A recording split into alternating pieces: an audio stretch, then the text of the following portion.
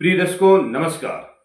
ज्योतिष शास्त्र में आज हम चर्चा करेंगे पृथ्वी शयन कैसे देखा जाता है, अर्थात पृथ्वी शयन का जो मुहूर्त है वो किस प्रकार से ज्योतिष शास्त्र में उसका प्रमाण दिया गया, ज्योतिष उसके बारे में क्या तर्क देता है।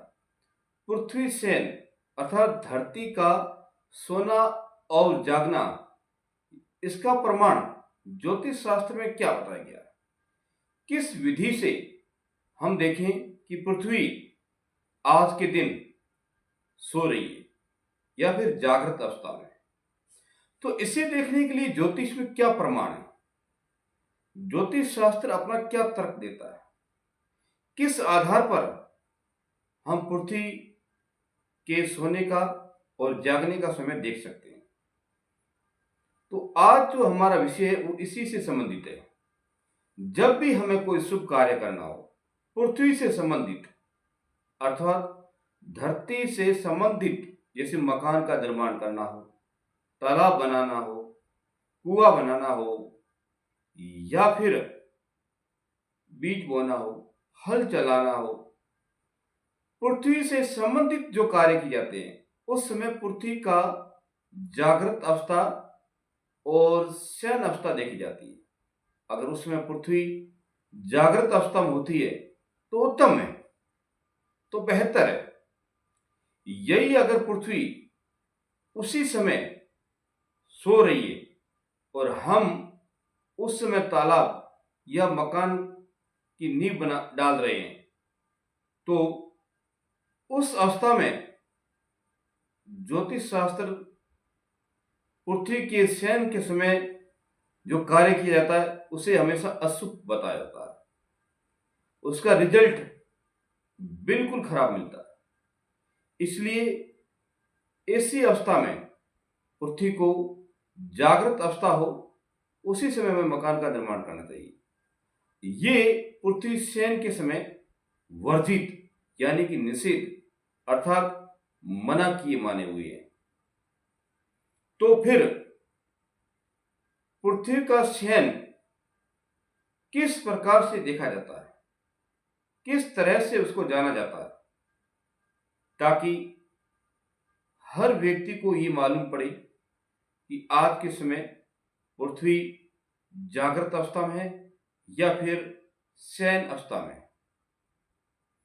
तो इसे देखने के लिए ज्योतिष शास्त्र में दो प्रकार की विधियों का उल्लेख किया गया है। दोनों ही विधियां सटीक प्रमाण देती है। एक हम सूर्य नक्षत्र के आधार पर पृथ्वी का शयन देख सकते हैं, तो दूसरी विधि सूर्य संक्रांति से ही पृथ्वी का शयन करने की विधि का उल्लेख करती है। अब ऐसी अवस्था में कैसे ज्ञात किया जाए कि किस दिन पृथ्वी सोती है और किस दिन जागृत अवस्था होती है, तो यहां पर हम जो पहले वर्णन करेंगे वह सूर्य नक्षत्र से। जिस दिन जिस नक्षत्र में भगवान सूर्य नारायण प्रवेश करते हैं, वो 27 नक्षत्रों में कोई भी नक्षत्र हो सकता है, तो उस नक्षत्र से गिनती करनी, उस नक्षत्र से गिनना, वो नक्षत्र से गिन करके ही वर्तमान जिस अवस्था में हमें काम करना, यानी कि जिस समय हमें काम करना है उस दिन का कौन सा नक्षत्र है, उस नक्षत्र से लेकर के जिस समय हमें काम करना है, मान लीजिए हमें आज ही काम करना है, तो आज का कौन सा नक्षत्र है, सूर्य किस नक्षत्र पर बैठा हुआ है या किस नक्षत्र में प्रवेश कर गया है, उस नक्षत्र से लेकर के वर्तमान का जो नक्षत्र है वहां तक हम गिनेंगे। तब हमें पता पड़ेगा, मालूम होगा कि वाकई में पृथ्वी शयन अवस्था में या फिर जागृत अवस्था में।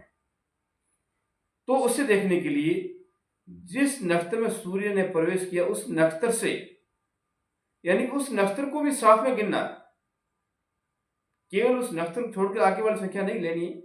जिस नक्षत्र से सूर्य भगवान ने प्रवेश किया, उस नक्षत्र से लेकर के वर्तमान का नक्षत्र, अगर वर्तमान का नक्षत्र 5वें क्रमांक पर है, 7वें पर है, 9वें पर है, 12वें पर है, 19वें या 26वें पर है, तो उस दिन पृथ्वी शयन करती है। अब मैं आपको उदाहरण के तौर पर समझाऊंगा। उदाहरण के तौर पर हम कैसे जानें? मान लीजिए सूर्य भगवान ने अश्विनी नक्षत्र में प्रवेश कर दिया। अब अश्विनी नक्षत्र से सूर्य ने प्रवेश कर दिया, लेकिन हमें आज के समय देखना है। अगर आज के समय नक्षत्र कौन सा है, जैसे मान लीजिए आज का जो नक्षत्र है, अगर मृगशिरा होता है तो पृथ्वी शयन करती है। क्यों? अश्विनी से लेकर के 5वें नक्षत्र पर जो भी वर्तमान का जो नक्षत्र है, अगर 5वां नक्षत्र आता है, मान लीजिए सूर्य भगवान ने अश्विनी नक्षत्र में प्रवेश कर दिया और आज का ही नक्षत्र मृगशिरा है, तो पृथ्वी शयन करती है। क्योंकि अश्विनी 1 नंबर पर है, अश्विनी के बाद भरणी 2, कृत्तिका 3, रोहिणी 4 और मृगशिरा 5। तो वर्तमान नक्षत्र अगर मृगशिरा आता है तो पृथ्वी शयन करती है। इसी प्रकार हमें अगले क्रमांक पर चलना है। 5वां नक्षत्र नहीं होना चाहिए। जिस नक्षत्र में सूर्य ने प्रवेश किया है, उस नक्षत्र से लेकर 5वां नक्षत्र नहीं होना चाहिए। फिर 5वां नहीं होने पर आगे जो है 7वां भी नहीं होना चाहिए, 9वां भी नहीं होना चाहिए, 12वां भी नहीं होना चाहिए, 19वां और 26वां नहीं होना चाहिए। ये नक्षत्र, जिस नक्षत्र में सूर्य भगवान ने प्रवेश किया है, उससे लेकर के वर्तमान नक्षत्र में इनकी संख्या नहीं होनी चाहिए। मान लीजिए मैंने जिस प्रकार आपको मृगशिरा बताया है, इसी प्रकार अगर 7वां नक्षत्र पुनर्वसु आता है, अगर पुनर्वसु आज का नक्षत्र है तो पृथ्वी शयन करती है। इसी प्रकार 19वां नक्षत्र या 26वां या फिर 12वां 9वां, मान लीजिए 9वां नक्षत्र हम ले लेते हैं। 9वां नक्षत्र अगर असली से आज का नक्षत्र है तो पृथ्वी शयन करेगी। फिर 12वां, वर्तमान का नक्षत्र अगर 12वां है, उत्तरा फाल्गुनी, तो पृथ्वी शयन करेगी।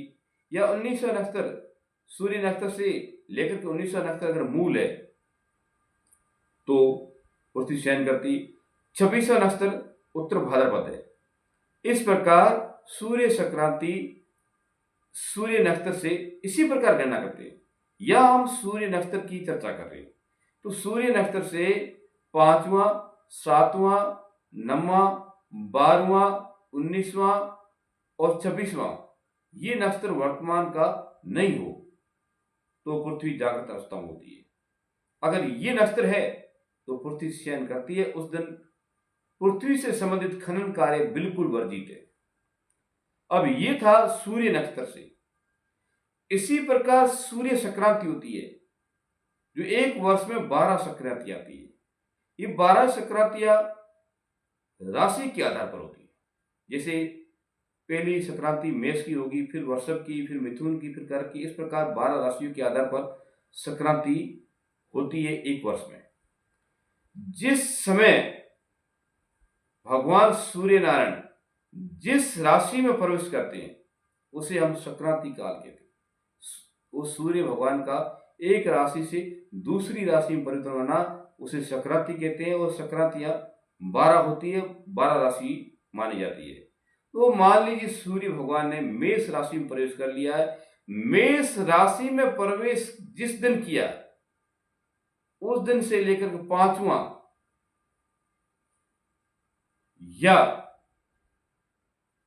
7वां, 9वां, 15वां, 21वां और 24वें दिन पृथ्वी शयन करती। सूर्य भगवान ने जिस राशि में जिस संक्रांति में प्रवेश करते हैं, उस संक्रांति से 5वें दिन, 7वें दिन, 9वें दिन, 15वें दिन 21वें दिन और 24वें दिन पृथ्वी शयन करती है अर्थात सोती है, उस समय हम पृथ्वी से संबंधित कोई भी कार्य नहीं कर सकते हैं। ऐसा हमारा ज्योतिष कहता है, ऐसा हमारा वेद शास्त्र कहता है। इस प्रकार वेद शास्त्रों के आधार पर, ज्योतिष के तथ्यों के आधार पर तो पृथ्वी का शयन बताया जाता है और उस दिन हमें शुभ कार्य पृथ्वी से संबंधित नहीं करने चाहिए, चाहे वो भट्टी का कार्य हो, चाहे वो मिट्टी के लिए खनन कार्य हो, या फिर मकान का कार्य हो, या तालाब का कार्य हो, यानी कि पृथ्वी को खोद करके उसको खनन करके जो कार्य किया जाता है वो बिल्कुल वर्जित है। ऐसे हालात में अगर कार्य कोई व्यक्ति का जाता है तो उसका रिजल्ट हमेशा अशुभ ही मिलेगा। ये हमारे ज्योतिष शास्त्र कहते हैं, वेद शास्त्र भी कहते हैं। इसलिए हमें जब भी कोई कार्य पृथ्वी से संबंधित करना हो तो उस समय पृथ्वी जागृत अवस्था और शयन अवस्था देकर ही कार्य करना चाहिए। अगर जागृत अवस्था में है पृथ्वी तो सर्वश्रेष्ठ है, शयन अवस्था में तो बिल्कुल कार्य ना करें तो बेहतर ही रहेगा। इस प्रकार ज्योतिष शास्त्र में पृथ्वी का शयन करने की दो विधियों का उल्लेख किया गया। एक सूर्य नक्षत्र से कि जिस दिन भगवान जिस नक्षत्र में सूर्य भगवान जिस नक्षत्र में प्रवेश करते हैं उस नक्षत्र से लेकर के वर्तमान का जो नक्षत्र 5वां नहीं होना चाहिए, 7वां नहीं होना चाहिए, 9वां नहीं होना चाहिए, 12वां नहीं होना चाहिए, 26वां नहीं होना चाहिए और 19वां नहीं होना चाहिए। ये नक्षत्र सूर्य नक्षत्र से गिन करके नहीं होना चाहिए, वर्तमान का नक्षत्र ये नहीं होना चाहिए। इसी प्रकार सूर्य संक्रांति से हम दिन की गणना करेंगे। जिस दिन सूर्य संक्रांति लगती है उस दिन से 5वें दिन, 7वें दिन, 9वें दिन, 15वें दिन, 21वें व 24वें दिन पृथ्वी शयन करती है। उस समय में पृथ्वी का खनन कार्य बिल्कुल नहीं करें। इस प्रकार ज्योतिष शास्त्र में पृथ्वी की शयन और जागृत अवस्थाओं के बारे में वर्णन किया गया है। तो मेरा चैनल पसंद आया हो तो सब्सक्राइब कीजिए, लाइक कीजिए, कमेंट कीजिए, शेयर कीजिए।